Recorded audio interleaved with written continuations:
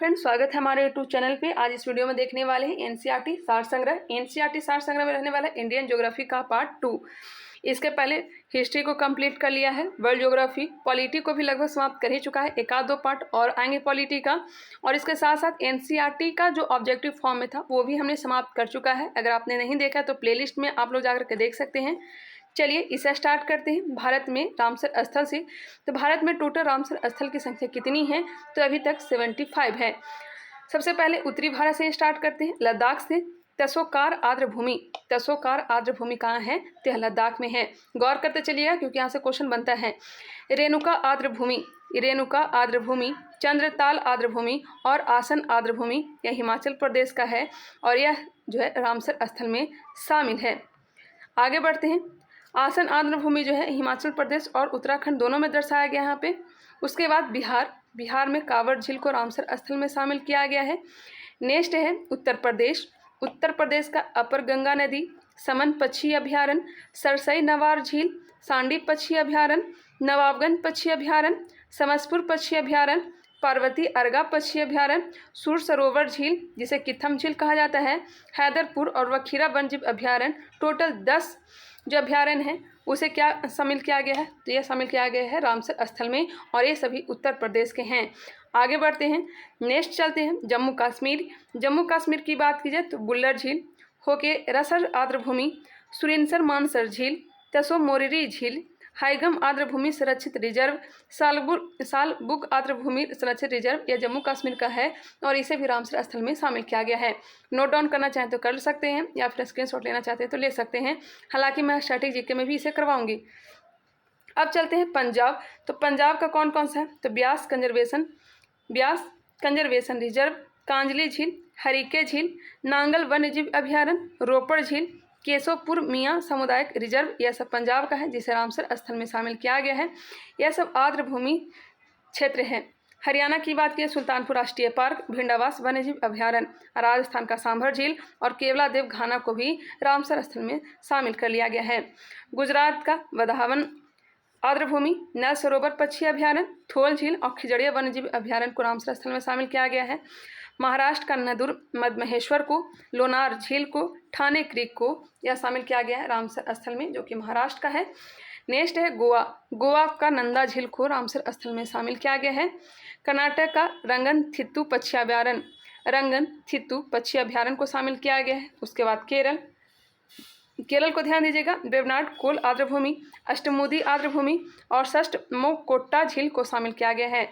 वेवनाड कोल आर्द्र भूमि, अष्टमुदी आर्द्र भूमि, षष्ठमोकोट्टा झील को शामिल किया गया है। षष्ठमोकोट्टा झील को रामसर स्थल में शामिल किया गया है। उसके बाद तमिलनाडु का तो बहुत सारा है, गौर करिएगा। पॉइंट कैलिमर वन्यजीव एवं पक्षी अभयारण्य, करिकिली पक्षी अभयारण्य, पल्लीकरनई दलदली भूमि, पीचावरम मैक्रो वन, कुन्नकुलम पक्षी अभयारण्य, मन्नार की खाड़ी समुद्री बायोस्फीयर रिजर्व।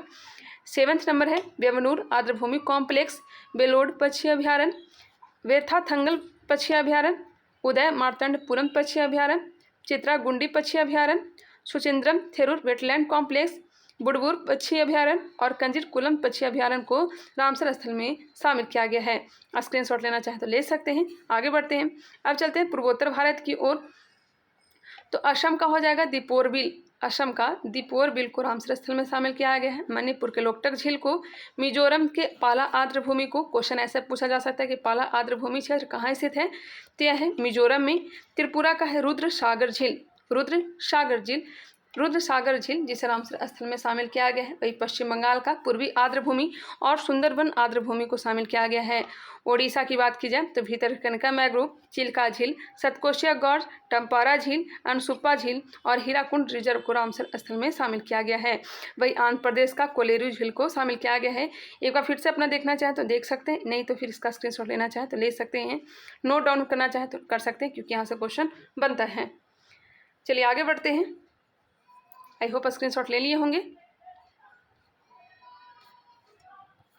आगे दिया गया भारत के 18 जयमंडलीय आरक्षित क्षेत्र। भारत के 18 जयमंडलीय आरक्षित क्षेत्र कौन कौन सा है उसे हम लोग देखने वाले हैं। देखिए, नीलगिरी, नीलगिरी की स्थापना सबसे पहले की गई थी, कब की गई थी? तो 1986 को की गई थी, 1986 को की गई थी। और नीलगिरी कहाँ है? तो यह हो जाएगा तमिलनाडु, केरल और कर्नाटक। नेक्स्ट है नंदा देवी। नंदा देवी की स्थापना किया गया था 1988 में और यह कहाँ है? उत्तराखंड में। नोकरेक कहाँ है? तो यह हो जाएगा मेघालय। नोकरेक यह कहाँ है? मेघालय में। मन्नार की खाड़ी 1989 तमिलनाडु। सुंदरवन की स्थापना 1989 में किया गया था, पश्चिम बंगाल में है। मानस की स्थापना 1989 को किया गया था, यह कहाँ है? असम में। ग्रेट निकोबार, इसकी भी स्थापना 1989 में किया गया था, यह कहाँ है? तो अंडमान निकोबार में। सिमलीपाल और भितरकनिका यह तो ओडिशा में है और सिमलीपाल की स्थापना की गई थी 1994 में। डिब्रू सैखोवा, डिब्रू सैखोवा की स्थापना 1997 में की गई थी, यह असम में है। दिहांग या दिबांग 1999 में इसकी स्थापना अरुणाचल प्रदेश में अवस्थित है। आगे बढ़ते हैं। टोटल जैव मंडलीय आरक्षित क्षेत्र कितने हैं? तो 18 हैं। 1999 में पंचमढ़ी की स्थापना की गई थी। पंचमढ़ी कहाँ है? तो मध्य प्रदेश। कंचनजंगा सिक्किम 2000 में स्थापना। अगस्त मल्लाई, इसकी स्थापना 2001 में किया गया था, यह तमिलनाडु और केरल में है। अचान कमार अमरकंटक, इसकी स्थापना 2005 मध्य प्रदेश और छत्तीसगढ़ में है। वही कच्छ कारण की स्थापना 2008 और यह कहाँ है? गुजरात में।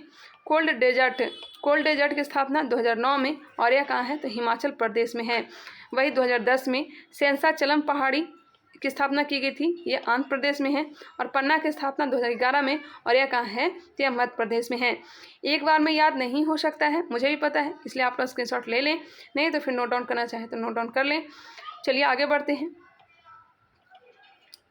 वन्य जीव संरक्षण परियोजना, कुछ परियोजना दिया गया है, चलिए इसे भी देखते हैं। बाघ परियोजना, यहाँ से क्वेश्चन बनता है, ध्यान दीजिएगा। बाघ परियोजना कब लाया गया था? तो 1973 में लाया गया था। बाघ परियोजना कब लाया गया था? 1973 में। बिहार दौरा का प्रैक्टिस सेट में देखे होंगे। बाघों की संख्या में कमी को रोकना तथा उनकी संख्या में वृद्धि करना इसका उद्देश्य है। नेक्स्ट है गिद्ध संरक्षण परियोजना। गिद्ध संरक्षण परियोजना कब लाई गई है? तो लाई गई 2006 में। तीव्रता से लुप्त होते गिद्धों को बचाना। गिद्धों की मृत्यु का कारण पशुओं को दी जाने वाली डाइक्लोफेनॉक नामक दवा है, यह दवा अप्रतिबंधित है। जानवर जो है डाइक्लोफेनॉक दवा को खा लेती है, उसके बाद जब जानवर की मृत्यु हो जाती है, वही जानवर, मरा हुआ जानवर को गिद्ध खाती है, जिससे गिद्ध की बहुत ज़्यादा मृत्यु हो रही है। इस कारण से ही डाइक्लोफेनॉक नामक दवा को क्या कर दिया गया है? प्रतिबंधित कर दिया गया है। नेक्स्ट है गिर सिंह परियोजना। आगे हमने देखा बाघ परियोजना 1973, गिर संरक्षण परियोजना 2006, गिर सिंह परियोजना 1973 यहाँ पे दिया गया है। गिर अभ्यारण्य में केंद्र सरकार के सहयोग से प्रारंभ किया गया है। गुजरात के जूनागढ़ जिले के 1412 वर्ग किलोमीटर क्षेत्र में स्थित यह उद्यान अब एकमात्र ऐसा उद्यान है जहां एशियाई शेर पाए जाते हैं। एशियाई शेर कहाँ पाए जाते हैं? तो गिर अभ्यारण्य में। नेक्स्ट है हाथी परियोजना। हाथी परियोजना कब लाई गई है? तो लाई गई 1992 में। हाथी परियोजना कब लाई गई है? 1992 में लाई गई है। केंद्र सरकार द्वारा 17 दिसंबर 1992 को झारखंड के सिंहभूम जिले से प्रारंभ की गई है। हाथी परियोजना कहाँ से प्रारंभ की गई है? तो झारखंड के सिंहभूम जिले से प्रारंभ की गई थी। भारत के प्रमुख हाथी संरक्षित क्षेत्र परियार अभ्यारण्य, पेरियार कहाँ है? तो केरल में है। मानस अभ्यारण्य एवं काजीरंगा राष्ट्रीय उद्यान यह असम में है, यह सब हाथी के लिए संरक्षित क्षेत्र है। राजाजी राष्ट्रीय उद्यान एवं जिम कॉर्बेट राष्ट्रीय उद्यान यह उत्तराखंड में है, यह सब हाथियों के लिए अभ्यारण्य है, उद्यान है। नेक्स्ट है कस्तूरी मृग परियोजना। कस्तूरी मृग परियोजना लाई गई है 1970 में। कस्तूरी मृग के संरक्षण के लिए IUCN के सहयोग से उत्तराखंड के केदारनाथ अभ्यारण्य में वर्ष 1970 में प्रारंभ की गई थी। कस्तूरी केवल नर मृग में ही पाई जाती है। ये मृग हिमाचल प्रदेश के चंबा घाटी से लेकर सिक्किम तक के हिमालयी क्षेत्रों में पाए जाते हैं। कस्तूरी मृग जो है यह हिमाचल प्रदेश के चंबा घाटी से लेकर के सिक्किम तक पाए जाते हैं। नेक्स्ट है लाल पांडा परियोजना। लाल पांडा परियोजना 1996 में लाई गई है। विश्व प्रकृति निधि के सहयोग से पदमजा नायडू हिमालयन प्राणी उद्यान में प्रारंभ किया गया। लाल पांडा सिक्किम, अरुणाचल प्रदेश केट बियर के नाम से प्रसिद्ध है। अरुणाचल प्रदेश में इसे केट बियर कहा जाता है तथा दार्जिलिंग के जंगलों में पाया जाता है। कहाँ कहाँ पाया जाता है लाल पांडा? तो सिक्किम, अरुणाचल प्रदेश तथा दार्जिलिंग के जंगलों में। नेक्स्ट है थामिन मृग परियोजना। थामिन मृग परियोजना 1977 में लाया गया था। थामिन मृग मणिपुर में पाए जाते हैं। थामिन मृग कहाँ पाए जाते हैं? थामिन मृग यह पाए जाते हैं यह मणिपुर में। यह सब हिरन हैं मणिपुर में पाए जाते हैं। विश्व के दुर्लभ स्तनधारियों में से एक है। नेक्स्ट है कछुआ संरक्षण परियोजना। यह लाई गई 1975 में। ओडिशा के भितरकनिका में पाया जाने वाला ओलिव रिडले कछुआ दक्षिणी अमेरिका कछुए की प्रजाति है। ओलिव रिडले कछुआ जो है दक्षिणी अमेरिका के कछुए की प्रजाति है, जाके कहाँ पाया जाता है? ओडिशा के भितरकनिका में। नेक्स्ट है गैंडा परियोजना। गैंडा परियोजना लाई गई थी 1987 को। एक सींग वाला जो गेंडा होता है केवल भारत में ही पाया जाता है। असम के मानस अभ्यारण्य व काजीरंगा उद्यान तथा पश्चिम बंगाल के जल्दापारा अभ्यारण्य में गेंडों के मुख्य शरण स्थली है। उसके बाद घड़ियाल प्रजनन परियोजना, यह लाई गई है 1975 में। घड़ियाल प्रजनन परियोजना भारत सरकार ने संयुक्त राष्ट्र विकास कार्यक्रम की सहायता से वर्ष 1975 से ओडिशा से यह परियोजना प्रारंभ की। इस योजना का विस्तार कुकरेल जो कि लखनऊ उत्तर प्रदेश, राजस्थान, मध्य प्रदेश, महाराष्ट्र, अंडमान, असम, बिहार व नागालैंड में भी किया गया है। कुछ नोट्स में दिया गया है। प्रवाल भित्तियाँ 60-70 मीटर तक गहरे स्वच्छ या कम लवणीय जल में 20 डिग्री सेल्सियस से 21 डिग्री सेल्सियस तापमान वाले क्षेत्र में पाए जाते हैं। प्रवाल भित्तियाँ जो है 60 से 70 मीटर तक गहरे स्वच्छ या कम लवणीय जल में 20 डिग्री सेल्सियस से 21 डिग्री सेल्सियस तापमान वाले क्षेत्र में पाए जाते हैं। यहाँ भी आप लोग ध्यान दीजिएगा। बाघ परियोजना कब लाई गई है? डेट याद रखिएगा, ये याद रखे चाहे नहीं। बाघ परियोजना 1973, गिद्ध संरक्षण परियोजना 2006, गिर सिंह परियोजना 1973, हाथी परियोजना 1992, कस्तूरी मृग परियोजना 1970, लाल पांडा परियोजना 1996, थामिन मृग परियोजना 1977। कहाँ पाई जाती है? तो मणिपुर में। कछुआ संरक्षण परियोजना 1975, घड़ियाल प्रजनन परियोजना ये भी 1975 और गैंडा परियोजना 1987 को लाया गया था। आई होप यह क्लियर हो गया होगा, याद भी हो गया होगा। चलिए आगे बढ़ते हैं। स्क्रीनशॉट लेना चाहें तो ले सकते हैं। आगे है अपवाह तंत्र। अब अपवाह तंत्र को देखेंगे। किसी नदी एवं उसकी सहायक नदियों द्वारा अपवाहित क्षेत्र को क्या कहते हैं? उसे कहते हैं अपवाह तंत्र। भारत की सबसे बड़ी तथा लंबी नदी कौन सी है? तो यह है गंगा। ब्रह्मपुत्र नदी किस प्रकार के अपवाह तंत्र का उदाहरण है? तो यह हो जाएगा पूर्ववर्ती अपवाह तंत्र का। मानस किसकी सहायक नदी है? तो यह ब्रह्मपुत्र की सहायक नदी है। ब्रह्मपुत्र नदी तिब्बत में किस नाम से जानी जाती है? तो यह सांगपो के नाम से जानी जाती है। ब्रह्मपुत्र नदी तिब्बत में सांगपो के नाम से जानी जाती है। आगे बढ़ते हैं। ब्रह्मपुत्र नदी तिब्बत, भारत एवं बांग्लादेश से होकर प्रवाहित होती है। भागीरथी का उद्गम स्थल कहाँ है? तो यह हो जाएगा गोमुख। आप लोग मैप भी देख सकते हैं। आगे बढ़ते हैं। लेह सिंधु नदी किस तट पर अवस्थित है? लेह जो है सिंधु नदी के किस तट पर अवस्थित है? तो यह दाएं तट पर अवस्थित है। भारत की किन दो नदियों के उद्गम स्थल लगभग एक ही हैं? तो हो जाएगा ब्रह्मपुत्र और सिंधु। बांग्लादेश में गंगा नदी को किस नाम से जाना जाता है? तो इसे जाना जाता है पद्मा के नाम से। गंगा नदी के तट पर स्थित सबसे बड़ा शहर कौन सा है? मैंने कम्युनिटी पोस्ट भी किया था, कानपुर है। गंगा नदी के तट पर स्थित सबसे बड़ा शहर कौन सा है? तो कानपुर है। गंगा की वह सहायक नदी कौन सी है जिसका उद्गम मैदानी भागों में हुआ है? तो गंगा की सहायक नदी है गोमती, जिसका उद्गम मैदानी भागों में हुआ है। नेक्स्ट है, यहाँ पे दिया गया है प्रमुख नदियाँ एवं बांध। आप लोग अपना मैप से देखना चाहें तो देख सकते हैं। चलिए आगे बढ़ते हैं। गोदावरी नदी को दक्षिण भारत की गंगा या वृद्ध गंगा के नाम से जाना जाता है। गोदावरी नदी को दक्षिण भारत की गंगा कहा जाता है या फिर वृद्ध गंगा, बूढ़ी गंगा कहा जाता है। नेक्स्ट है, सिंधु, ब्रह्मपुत्र एवं सतलज नदियों का उद्गम स्थल कहाँ है? सिंधु, ब्रह्मपुत्र एवं सतलज नदियों का उद्गम स्थल तिब्बत में है। नेक्स्ट है, केदारनाथ से रुद्रप्रयाग के मध्य कौन सी नदी प्रवाहित होती है? तो यह प्रवाहित होती है मंदाकिनी। केदारनाथ से रुद्रप्रयाग के मध्य कौन सी नदी प्रवाहित होती है? तो मंदाकिनी नदी। मंदाकिनी नदी किस जल प्रवाह अथवा मुख्य नदी से संबंधित है? तो यह अलकनंदा में अपना मुहाना बनाती है। बद्रीनाथ का प्रसिद्ध मंदिर किस नदी के तट पर स्थित है? बद्रीनाथ का जो प्रसिद्ध मंदिर है यह अलकनंदा नदी के किनारे अवस्थित है। नेक्स्ट है, यमुना नदी का उद्गम स्थान कहाँ है? यमुना नदी का उद्गम स्थान बंदरपुछ श्रेणी के यमुनोत्री हिमनद। दामोदर नदी किस नदी के सबसे बड़ी सहायक नदी है? दामोदर नदी यह हुगली की सहायक नदी है। हुगली की सहायक नदी है। आगे बढ़ते हैं। हिमाचल प्रदेश से कौन सी प्रमुख नदियां प्रवाहित होती हैं? तो चेनाब होती है, रावी होती है और सतलज। सबसे अधिक मार्ग परिवर्तन करने वाली नदी कौन सी है? तो यह कोसी नदी है, जिसे बिहार का शोक कहा जाता है। दामोदर नदी छोटा नागपुर पठार के पलामू जिले से निकलती है। दामोदर नदी जो है यह छोटा नागपुर पठार जो कि झारखंड में अवस्थित है, वहीं के जिले पलामू से निकलती है। पूर्व की ओर बहने वाली भारत की नदियों में से किस एक में निम्नावलन के कारण विध्वंस घाटी का निर्माण हुआ है? तो हो जाएगा दामोदर नदी। नेक्स्ट है, उत्तर प्रदेश एवं मध्य प्रदेश राज्यों में संयुक्त राजघाट नदी घाटी परियोजना किस नदी पर निर्मित की गई है? राजघाट नदी घाटी परियोजना जो कि उत्तर प्रदेश और मध्य प्रदेश राज्यों के संयुक्त परियोजना है, यह बेतवा नदी पर इसका निर्माण किया गया है।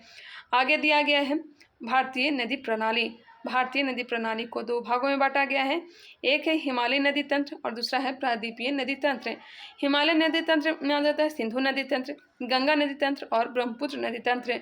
वहीं प्रायद्वीपीय नदी तंत्र में पश्चिमी घाट से उद्गम होने वाली नदियाँ और विंध्य श्रेणी से उद्गम होने वाली नदियाँ। पश्चिमी घाट से उद्गम होने वाली नदियाँ कौन कौन सी हैं? गौर करिएगा, कृष्णा नदी है, गोदावरी है, कावेरी है और पेन्नार है। वही विंध्य श्रेणी से उद्गम होने वाली नदियाँ महानदी है, नर्मदा है और ताप्ती है। क्लियर। आगे बढ़ते हैं। भारत की किस नदी पर विश्व का सबसे ऊंचा पुल बनाया गया है? तो अभी फिलहाल में ही बनाया गया था जम्मू कश्मीर में चेनाब नदी पर। नर्मदा एवं ताप्ती नदियाँ समुद्र समुद्र में गिरते समय किस रचना का निर्माण करती है? तो निर्माण करती है ज्वालामुख का या सूर्य का निर्माण करती है। भ्रंश घाटी से प्रवाहित होने वाली दो मुख्य नदियाँ कौन सी हैं? तो नर्मदा एवं ताप्ती है। पश्चिम वाहिनी नदी नर्मदा उत्तर में विंध्य पर्वत तथा दक्षिण में सतपुड़ा पर्वत के मध्य भ्रंश घाटी से होकर प्रवाहित होती है। अरब सागर में गिरने वाली दो प्रमुख नदियाँ कौन सी है? तो नर्मदा एवं ताप्ती है। सोन तथा नर्मदा का उद्गम स्थल कहाँ है? तो यह अमरकंटक है। नर्मदा नदी किस दिशा की ओर प्रवाहित होती है? तो यह प्रवाहित होती है पश्चिम की ओर। पश्चिम की ओर नर्मदा किस दिशा की ओर प्रवाहित होती है? तो पश्चिम की ओर।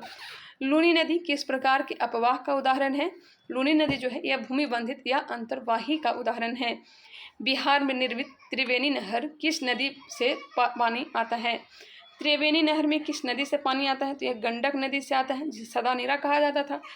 मंदाकिनी नदी चौरावड़ी ताल नामक झील से निकलती है। मंदाकिनी नदी जो है यह चौरावड़ी ताल नामक झील से निकलती है तथा सोनप्रयाग में वासुकी गंगा से मिलती हुई आगे बढ़ती है। मंदाकिनी नदी जो है चौरावड़ी ताल नामक झील से निकलती है तथा सोनप्रयाग में वासुकी गंगा से मिलती हुई आगे बढ़ती है। आगे है, कपिला किस नदी की सहायक नदी है? कपिला जो है यह कावेरी नदी की सहायक नदी है। नदियों की लंबाई के अवरोही क्रम में गोदावरी, महानदी, नर्मदा तथा ताप्ती का सही अनुक्रम कौन सा है? तो देखिए यहाँ से बिहार दरोगा में क्वेश्चन आया है कौटिल्य जीएस वाला प्रैक्टिस सेट में। गोदावरी का जो लंबाई है 1465 kilometre, Narmada 1312 kilometre, Mahanadi 851 kilometre, वही ताप्ती का 724 किलोमीटर लंबाई है। नेक्स्ट है, दक्षिण भारत की नदियों में किसका जलग्रहण क्षेत्र सर्वाधिक है? तो गोदावरी का है। प्रायद्वीपीय भारत की नदियों में से कौन सी नदी सबसे लंबी है? तो गोदावरी है। हंगरी किस नदी की सहायक नदी है? तुंगभद्रा की है। श्रीरंगपट्टनम, शिवसमुद्रम और श्रीरंगम नामक द्वीपों का निर्माण कौन सी नदी करती है? तो निर्माण करती है कावेरी। कावेरी नदी का उद्गम स्थल कहाँ स्थित है? तो स्थित है ब्रह्मगिरी की पहाड़ियों में। कावेरी नदी कर्नाटक, केरल, तमिलनाडु एवं पुदुचेरी राज्यों से होकर प्रवाहित होती है। कावेरी नदी जो है कर्नाटक, केरल, तमिलनाडु एवं पुदुचेरी राज्यों से होकर के प्रवाहित होती है। आगे बढ़ते हैं, भारत की प्रमुख नदियां दिया गया है, देखते हैं। सिंधु नदी जो निकलती है यह इसका जो उद्गम स्थल है तिब्बत में मानसरोवर झील। सतलज नदी का जो उद्गम हुआ है मानसरोवर झील के निकट राकसताल झील से। वही झेलम नदी का उद्गम कश्मीर के वेरीनाग झरने से। चेनाब नदी लाहौल में बड़ालाचा दर्रे के विपरीत दिशा में चंद्रह प्लस भागा के मिलने से निर्माण हुआ है।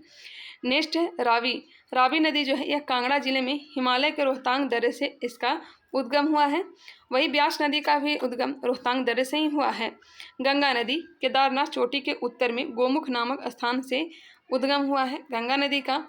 यमुना नदी का उद्गम बंदरपूछ में पश्चिमी ढाल पर स्थित यमुनोत्री हिमानी से। वही गोमती नदी का उद्गम उत्तर प्रदेश के पीलीभीत जनपद से। नेक्स्ट है घाघरा नदी।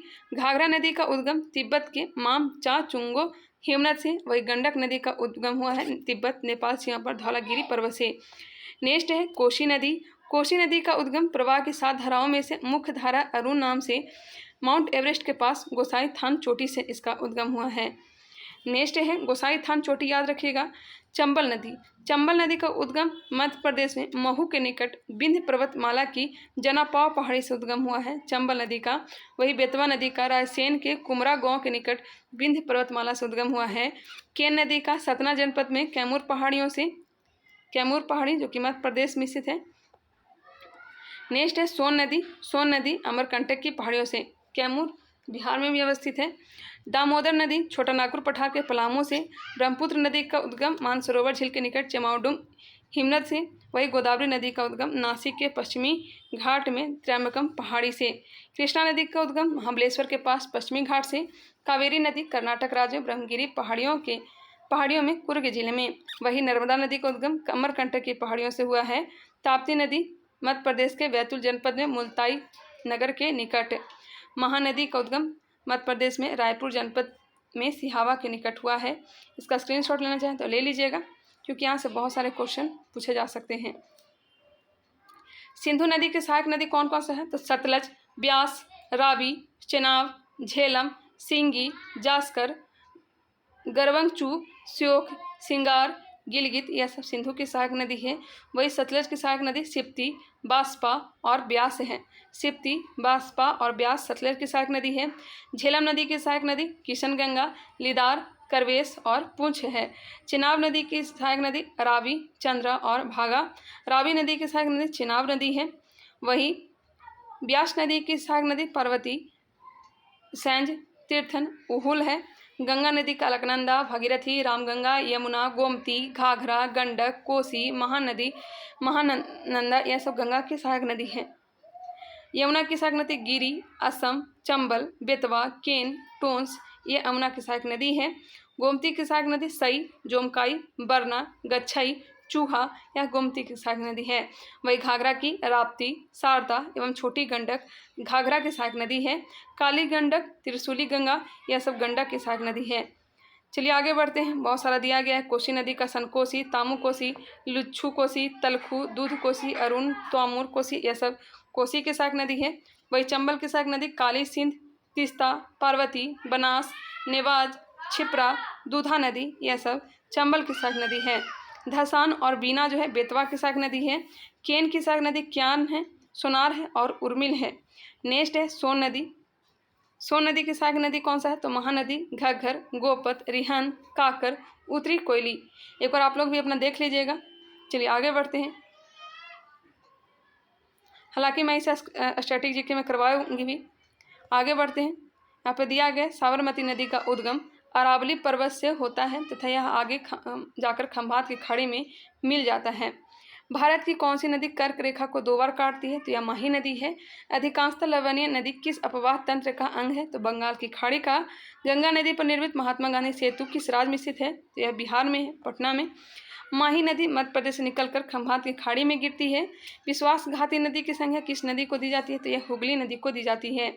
विश्वासघाती नदी को कहा जाता है किसे? तो हुगली को। संकोश नदी किन 2 राज्यों के मध्य सीमा बनाती है? संकोश नदी असम और अरुणाचल प्रदेश के बीच सीमा बनाती है। सतलज, ब्यास, रावी, चेनाब और झेलम को किस नाम से जाना जाता है? तो पंचनद के नाम से जाना जाता है। झेलम नदी का उद्गम किस स्थान से होता है? तो कश्मीर के वेरीनाग झरने से। हिमालयी नदियाँ 12मासी होती है, जबकि प्रायद्वीपीय नदियों का प्रवाह मौसमी होता है। एडन नहर किस नदी से निकाली गई है? एडन नहर जो है यह दामोदर नदी से निकाली गई है। आगे दिया गया है नदियों के किनारे स्थित प्रमुख नगर। लेह है। लेह जो है यह सिंधु नदी के किनारे अवस्थित है। कानपुर जो है गंगा नदी के किनारे। श्रावस्ती राप्ती नदी के किनारे। कोटा जो है चंबल नदी के किनारे अवस्थित है। पटना, वाराणसी, कहाँ कौन सी नदी? पटना, वाराणसी, गंगा नदी। गया जो है फल्गु नदी के किनारे। दिल्ली यमुना नदी के किनारे। फर्रुखाबाद गंगा नदी। बैतूल ताप्ती नदी। बद्रीनाथ अलकनंदा नदी। विजयवाड़ा कृष्णा नदी। कुरनूल जो है यह तुंगभद्रा नदी के किनारे है। मथुरा यमुना नदी के किनारे। डिब्रूगढ़ ब्रह्मपुत्र नदी। पुणे जो है पुणे मूला मुथा नदी के किनारे है। वही चेन्नई अडयार। कोलकाता हुगली। श्रीरंगपट्टनम कावेरी। गुवाहाटी ब्रह्मपुत्र। पंढरपुर भीमा नदी। होशंगाबाद जो है नर्मदा नदी के किनारे। नेल्लौर पेन्नूरू नदी के किनारे। तंजावुर कावेरी नदी। संबलपुर महानदी के किनारे। और आगे दिया गया है हैदराबाद जो है मूसी नदी के किनारे। नासिक गोदावरी नदी। फतेहपुर गंगा नदी। सूरत जो है ताप्ती नदी के किनारे। तिलैया बराकर नदी के किनारे। कटक जो है कटक महानदी, कटक जो उड़ीसा में है, महानदी के किनारे। गोरखपुर राप्ती नदी के किनारे। इटावा यमुना नदी, इटावा जो उत्तर प्रदेश का जिला है। मंगलौर नेत्रवती नदी। विदिशा, बेतवा नदी, प्रयागराज, गंगा व यमुना सरस्वती के संगम पर, रुद्रप्रयाग, मंदाकिनी व अलकनंदा, रुद्रप्रयाग, मंदाकिनी व अलकनंदा, देवप्रयाग, भागीरथी व अलकनंदा, जमशेदपुर स्वर्ण रेखा एवं खरकई नदी किनारे, ओरछा जो हो जाएगा बेतवा नदी किनारे, भरूच नर्मदा नदी किनारे, अयोध्या सरयू जिसे घाघरा नदी कहा जाता है। नेक्स्ट है विष्णुप्रयाग धौली गंगा व अलकनंदा नदी के किनारे है। रावतभाटा चंबल नदी किनारे, जौनपुर गोमती नदी, मंडी ब्यास नदी, भरूच नर्मदा नदी, पणजी मांडवी नदी, बक्सर जो है गंगा नदी के किनारे, और नासिक भी कहाँ है तो गोदावरी नदी के किनारे। क्लियर। आगे बढ़ते हैं। भुवनेश्वर महानदी के किनारे, जबलपुर नर्मदा, बलिया कन्नौज गंगा नदी किनारे, लखनऊ गोमती नदी, उज्जैन क्षिप्रा नदी, अहमदाबाद साबरमती नदी किनारे, बेंगलुरु वृषभावती, हाजीपुर गंडक नदी किनारे, आगरा यमुना नदी, भागलपुर गंगा नदी किनारे है, धुबरी असम में शायद स्थित है, और यह ब्रह्मपुत्र नदी किनारे है, सांची बेतवा नदी किनारे, मुंगेर गंगा नदी, ग्वालियर चंबल नदी, श्रीनगर झेलम नदी, मुरादाबाद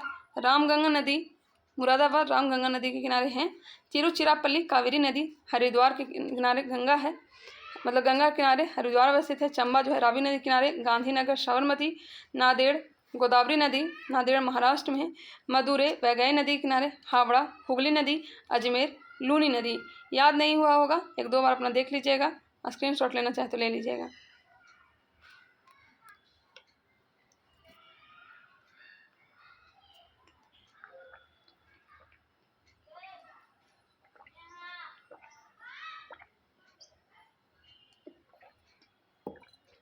आई होप स्क्रीनशॉट ले लिए होंगे। चलिए आगे बढ़ते हैं। यहाँ से भी क्वेश्चन आता है बिहार दरोगा में। आगे दिया गया है फतेहपुर, इलाहाबाद, कानपुर, वाराणसी, पटना, भागलपुर आदि गंगा नदी के तट पर स्थित है। कौन कौन सा है तो फतेहपुर है, इलाहाबाद है, कानपुर है, वाराणसी है, पटना है, भागलपुर है, मुंगेर है, बक्सर है। यह सभी के सभी गंगा नदी के किनारे अवस्थित है। आगे दिया गया है जलप्रपात और झील। कर्नाटक में स्थित गोकक जलप्रपात किस नदी पर स्थित है? कर्नाटक में स्थित गोकक जलप्रपात यह घाट प्रभा नदी पर स्थित है। हुड्रू जलप्रपात किस नदी पर अवस्थित है? हुड्रू स्वर्ण रेखा नदी पर। तसो मुरारी झील किस राज्य में स्थित है? तसो मुरारी झील लद्दाख में। जोग जलप्रपात किस नदी पर स्थित है? शरावती नदी पर। चिल्का झील उत्तरी सरकार तट पर उड़ीसा राज्य में स्थित है। भारत के किस जलप्रपात को नियाग्रा जलप्रपात के नाम से भी जाना जाता है? नियाग्रा जलप्रपात के नाम से जाना जाता है चित्रकूट प्रपात, जो कि कहाँ है? छत्तीसगढ़ में अवस्थित है। यहाँ पे दिया गया भी है चित्रकूट जलप्रपात छत्तीसगढ़ राज्य में इंद्रावती नदी पर स्थित है। भारत की सबसे बड़ी कृत्रिम झील कौन सी है?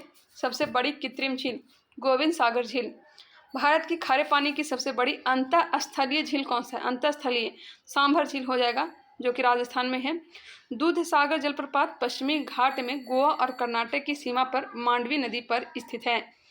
दूध सागर जलप्रपात पश्चिमी घाट में गोवा और कर्नाटक की सीमा पर मांडवी नदी पर अवस्थित है। नेक्स्ट है भारत में स्थित प्रमुख जलप्रपात। दूध सागर जलप्रपात मांडवी नदी गोवा और कर्नाटक। धुआंधार जलप्रपात नर्मदा नदी जबलपुर मध्य प्रदेश। नोहाकाली कई यह मेघालय में है। अमृतधारा और देवधारा यह हंसदेव नदी छत्तीसगढ़। केदाई जो है यह छत्तीसगढ़ में है। दुग्धधारा जलप्रपात कपिलधारा जलप्रपात धुआंधार जलप्रपात यह नर्मदा नदी पर है, जो कि कहाँ है? मध्य प्रदेश में। जोग या गरसप्पा जलप्रपात शरावती नदी कर्नाटक। शिव समुद्र जलप्रपात कावेरी नदी कर्नाटक। कपिलधारा जलप्रपात नर्मदा नदी अनूपपुर मध्य प्रदेश। चित्रकूट जलप्रपात इंद्रावती नदी बस्तर जिला छत्तीसगढ़।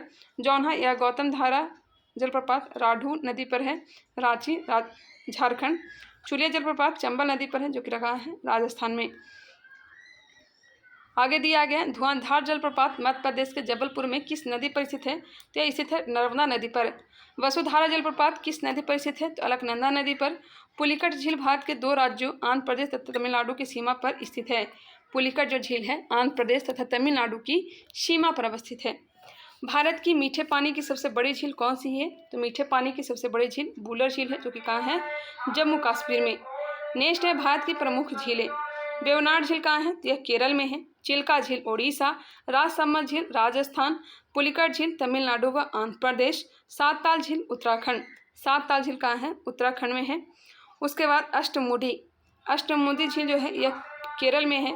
फतेह सागर राजस्थान, डल झील जम्मू कश्मीर, शेषनाग झील जम्मू कश्मीर, लोकटक झील मणिपुर, सांभर झील राजस्थान, डिडवाना झील यह भी कहाँ है तो राजस्थान में, राकसताल झील उत्तराखंड, कोलेरू झील आंध्र प्रदेश, रूपकुंड झील उत्तराखंड, फुलहर झील उत्तर प्रदेश, देवताल झील उत्तराखंड, हमीरसर झील यह कहाँ है तो गुजरात में है, उदय सागर झील राजस्थान, नागिन झील जम्मू कश्मीर, लोनार झील महाराष्ट्र, पेरियार झील केरल, सूरजकुंड झील हरियाणा, जयसम्मर झील राजस्थान, बुल्लर झील जम्मू कश्मीर, मानसबल झील जम्मू कश्मीर और हुसैन सागर झील का है त्या तेलंगाना में है।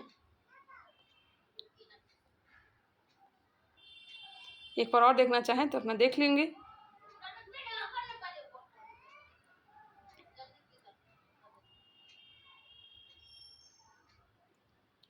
चलिए आगे बढ़ते हैं।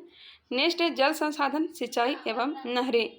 भारत में जल संसाधन के स्रोत कौन कौन से हैं तो एक तो है धरातलीय जल, दूसरा भूमिगत जल या भौम जल, तीसरा वायुमंडलीय जल और चौथा है महासागरीय जल। सिंचित क्षेत्रफल की दृष्टि से भारत का विश्व में कौन सा स्थान है तो यह है प्रथम स्थान। भारत के किस राज्य में सर्वाधिक सिंचाई नलकूपों द्वारा होती है तो सर्वाधिक नलकूप के द्वारा सिंचाई जो होती है यह उत्तर प्रदेश में, उत्तर प्रदेश। आधुनिक सिंचाई प्रणाली का जनक महान सिविल इंजीनियर मोक्षगुंडम विश्वेश्वरैया को माना जाता है। आधुनिक सिंचाई प्रणाली का जनक किसे माना जाता है तो यह माना जाता है मोक्षगुंडम विश्वेश्वरैया को। आगे है क्षेत्रफल की दृष्टि से शीर्ष 3 तालाब सिंचित राज्य कौन सा है, तमिलनाडु, आंध्र प्रदेश और मध्य प्रदेश। ये 3 जो राज्य हैं ये तालाब सिंचित राज्य हैं। तालाब से यहाँ सिंचाई की जाती है कौन कौन सा है, तमिलनाडु है, आंध्र प्रदेश है एवं मध्य प्रदेश है। भारत में नहर प्रणाली की संकल्पना किसने प्रस्तुत की थी तो दिनेशौ जे दस्तूर ने। भारत में सिंचाई के मुख्य साधन क्या हैं, भारत में मुख्य साधन कुआं व नलकूप है। सरहिंद नहर किस नदी से निकलती है, यह निकाली गई है सतलज से। सरहिंद जो नहर है यह किस नदी से निकाली गई है, सतलज नदी से। आगे है विश्व जल दिवस 22 मार्च तथा राष्ट्रीय जल दिवस।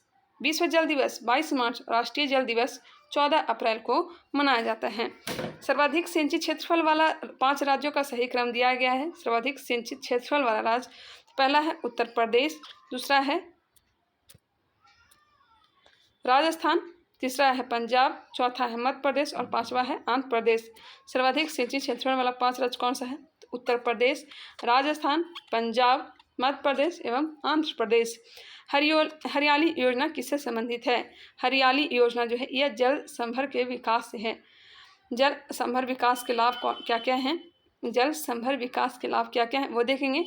पीने और सिंचाई के लिए जल की आपूर्ति, जैव विविधता में वृद्धि, जल भराव में कमी और मृदा की लवणता का ह्रास, कृषि उत्पादन और उत्पादकता में वृद्धि, वनों के कटाव में कमी, जीवन स्तर में सुधार, रोजगार में वृद्धि, यह सब जल संभर विकास के लाभ हैं। भारत में सिंचाई का मुख्य स्रोत नलकूप है। इसके पश्चात सर्वाधिक सिंचाई नहरों के द्वारा होता है और तालाबों के द्वारा होता है। सर्वाधिक नलकूप के द्वारा, दूसरा नहर के द्वारा और तीसरा तालाब के द्वारा सिंचाई भारत में की जाती है। इंदिरा गांधी नहर का निर्माण किस वर्ष प्रारंभ हुआ था तो यह प्रारंभ हुआ था 1958 में।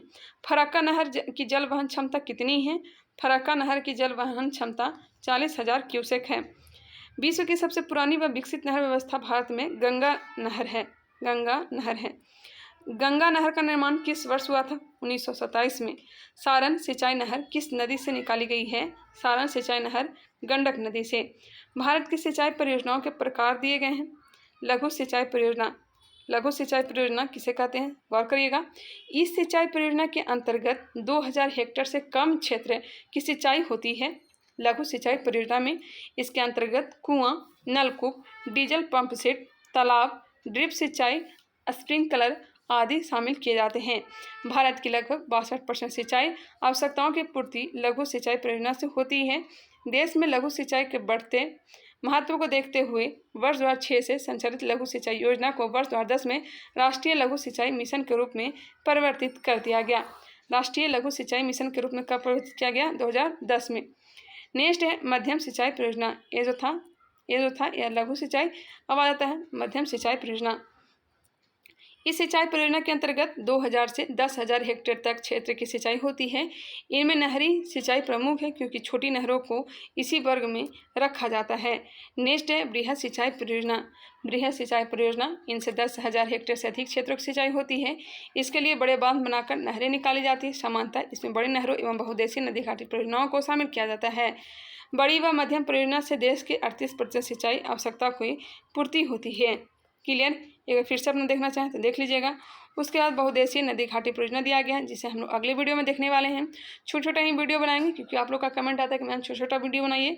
चलिए, आई होप ये वीडियो पसंद आया होगा। अगर पसंद आए तो इसे लाइक करें, अगर नए हैं तो हमारे चैनल को सब्सक्राइब कर लें और इसे शेयर भी किया करें। बिहार दरोगा का प्रैक्टिस बस 3 मंथ तक इसी चैनल पे चलेगा। बाद में फिर एजुकेशन ब्रांच पे जिस तरह से चल रहा था उसी तरह से डिस्कशन के साथ एजुकेशन ब्रांच में ही चलने वाला है। चलिए मिलते हैं नेक्स्ट वीडियो में, तब तक के लिए आप लोग को धन्यवाद।